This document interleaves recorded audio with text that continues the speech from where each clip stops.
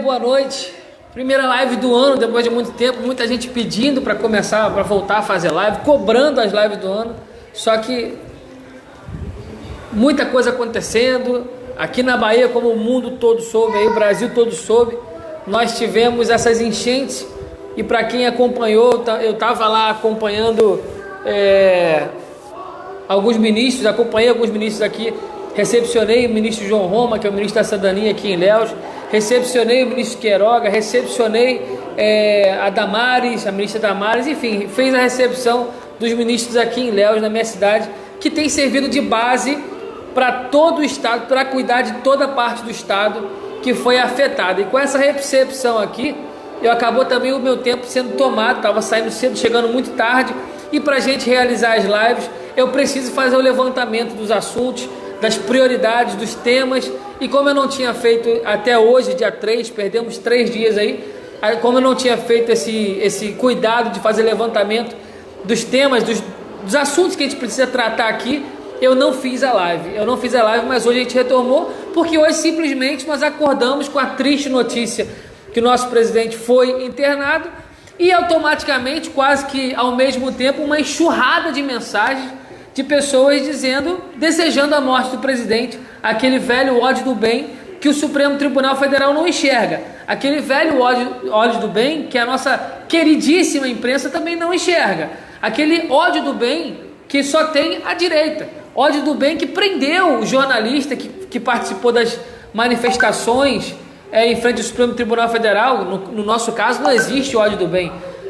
Ódio que também não é enxergado pelo Supremo, que fez prender Daniel Silveira, mas que para o nosso lado não existe. Então assim, são as incoerências da política nacional hoje que diariamente muitas pessoas desejaram, e eu recebi assim, muita gente me ligando, Thiago, responde isso aí, Thiago, fala disso aí, mas é uma coisa tão terrível, que tem que até pensar no que vai falar antes, vai responder antes, para não cair no mesmo erro de pecar pelas palavras, porque a vontade que dá, vocês sabem qual é. A resposta que dá vontade de dar, vocês sabem qual é. Não é uma resposta equilibrada, porque isso não é uma ação equilibrada. Atores, atrizes aí conhecidos, com milhões de seguidores, incitando a morte do presidente, incitando o desejo da morte do presidente. Eu acho que isso é um atentado contra o equilíbrio social do Brasil. É um crime, para começo de história é um crime, mas também é uma forma de terrorismo midiático, que a pessoa tem milhões de seguidores, por muito menos aí, quantos já da nossa ideologia não foram presos? Inúmeros foram presos, muitos foram presos. E o presidente, ele é chefe do executivo, ele é presidente da república, e essa enxurrada de mensagens aí desejando a morte do cara é uma coisa desumana. A esquerda está elevando a política a um nível de violência, a um nível de conflito. Parece que a todo momento eles querem de fato uma guerra no país, onde um lado mate o outro. Esse é o sentimento que eles estão cultivando no povo brasileiro hoje. Um ódio mortal. Não é simplesmente um embate, um debate, um desacordo de ideias. Não, eles estão caminhando, desejando a morte. E quando você vê um ator renomado desejar a morte, muita gente vai atrás e compartilha, deseja a morte também, e daqui a pouco você vê na rua um vizinho brigando com outro vizinho, vai matar o outro vizinho, porque ouviu isso, porque agora tá ficando subentendido que a política não é mais no campo das ideias, a política vai ser no campo da agressividade, do combate, do atrito. É isso que a gente está querendo para o nosso Brasil?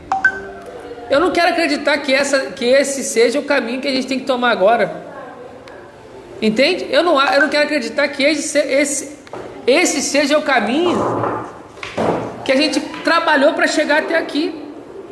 É inadmissível ouvir ou ler mensagens. E detalhe, não foram só artistas, não foram só músicos, veículos de comunicação como a Isto É insinuaram que o presidente está, presta bem atenção, insinuaram que o presidente esteja usando, se fingindo de passar mal para poder reduzir a sua imagem negativa e ganhar cunho político.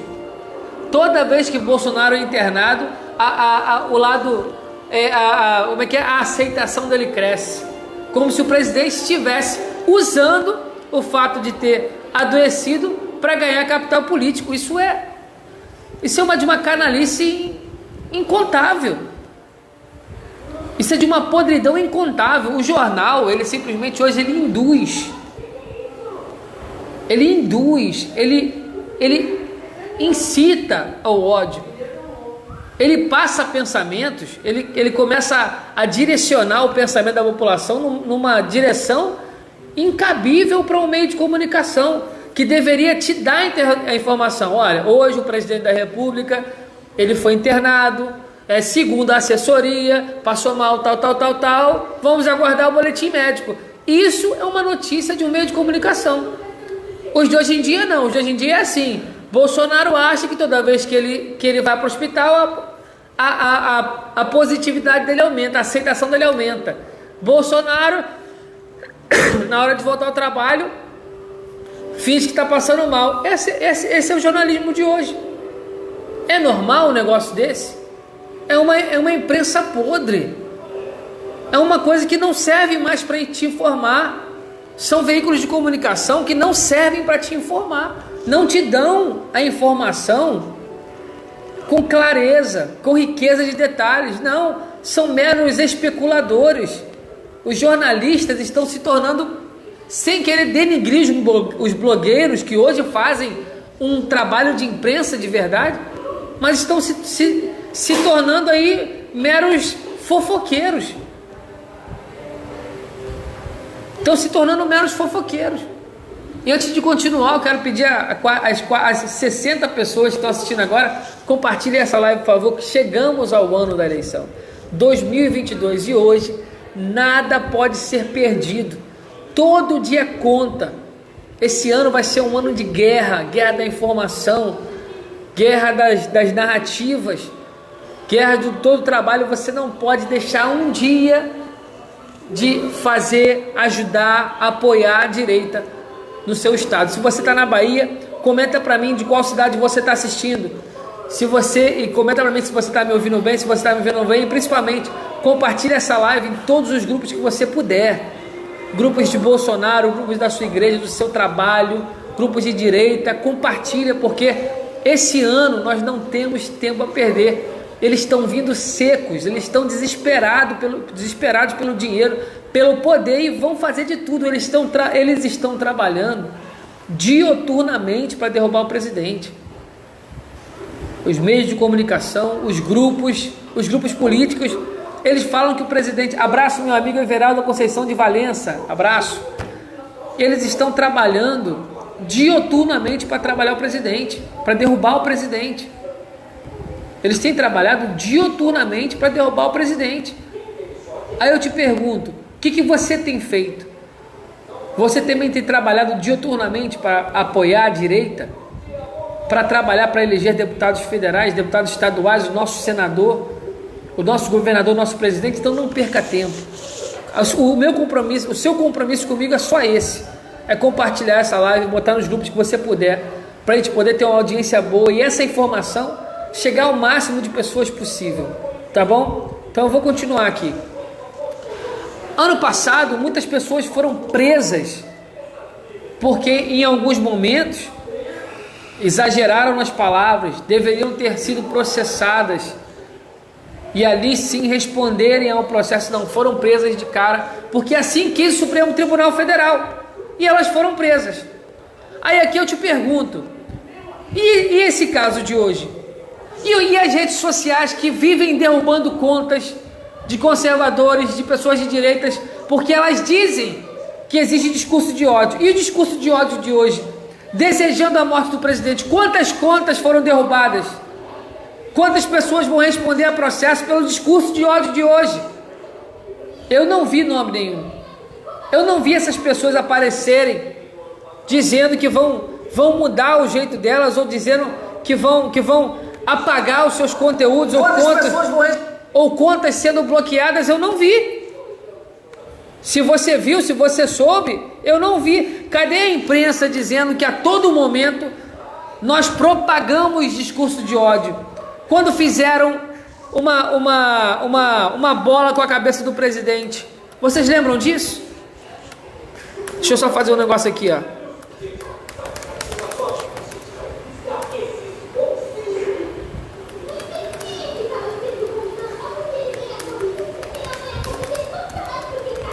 Deixa eu só mandar aqui essa...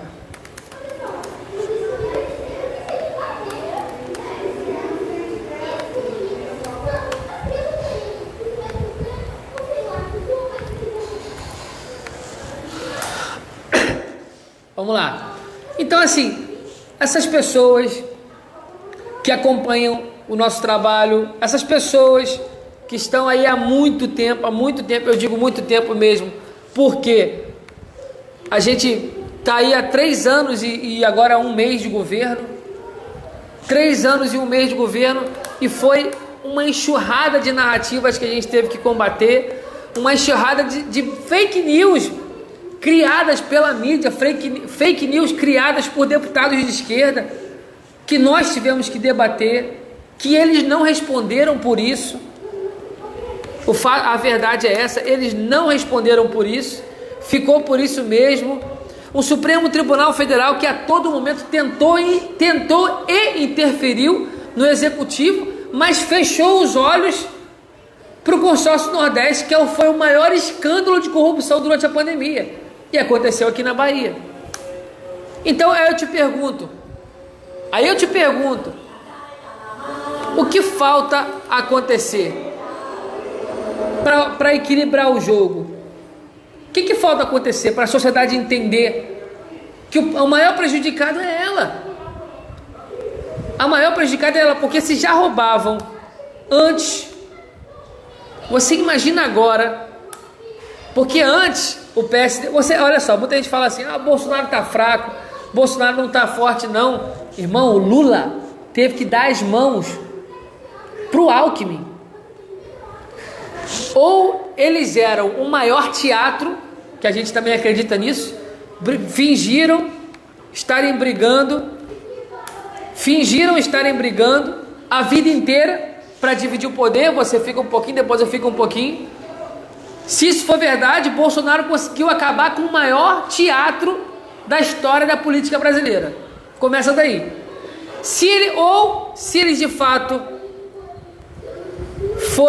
forem inimigos, ele conseguiu unir inimigos de uma vida inteira política. Daí você mede a força do presidente. Daí você mede de fato qual o tamanho, qual o medo, qual o tamanho que eles medem o Bolsonaro hoje. O que eles estão tendo que fazer para poder combater o presidente hoje. Vocês têm noção disso? Alckmin e Lula passaram uma vida inteira um contra o outro. Ou de fato porque eram inimigos, ou porque faziam um teatro para ter aquela para revezar no poder. Certo? Das duas, uma.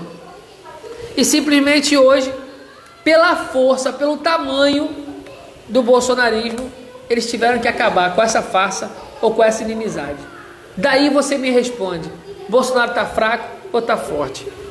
Eu não consigo acreditar que a força dele seja tão pouca, porque se ele tivesse tão pequeno em todos os cenários, tanto faz para o Lula quem é seu vice, tanto faz, entende? Ele ia estar lá, de fato, liderando. O cara que está primeiro nas pesquisas, ele não vai botar o Alckmin, que é um vampirão, que corre o risco de derrubar ele, entende? Ele não vai fazer isso, irmão.